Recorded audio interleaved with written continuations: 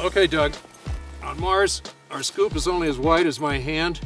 We're going to be digging these nice vertical walls. They're really excellent, but we have to know where that ice is because we can only sample at 3 or 4 places on the way down, and we're going to have to know where these transitions are. So how do you think we should do that? Correct. You know, with Phoenix, we've got 2 of the instruments. We'll actually take sample and put them back in it. The MECA wet chemistry cell, where we actually measure the pH, electroconductivity, the salts that are in this material, and then the thermal evolved gas analyzer, TIGA, which we can measure the evolved gases. If there's water in here, we'll see water.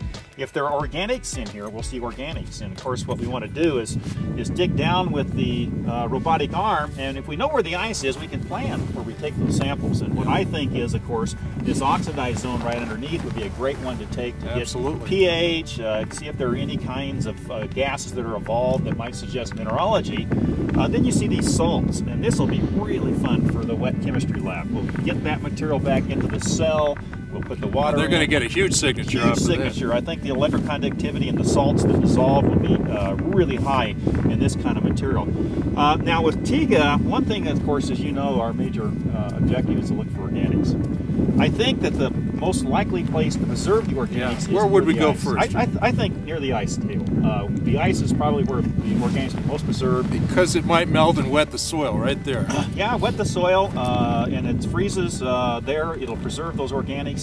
Up in this zone where it's oxidized, one thing that'll happen to organics is that if you do have an oxidizing environment, you can oxidize those organics. It'll tear them apart. Over molecules will disappear into CO2 and go right into the atmosphere. So I could see us digging down to this ice layer, which is right here. This is ice. You can see the wetness of it, and I'm chipping out ice here right now. And if you take a look at that, that's just really muddy. If it's ice, it should melt right in my hand. It should. I think you'll find it melting. Look at that, muddy. Yeah, my hand's getting wet. That's wet from that ice. So this is the ice layer. This is ice cemented soil. And what we'll do is dig down. We'll try to scrape some of that off with the robotic arm scoop, but there's a chance we might not be able to get very much material. But we have a trick up our sleeve. We do. We have something called a rasp. That it'll get through the hardest material you can imagine. It'll go through a concrete floor and take a sample. That's right. We will get samples of the ice no matter what.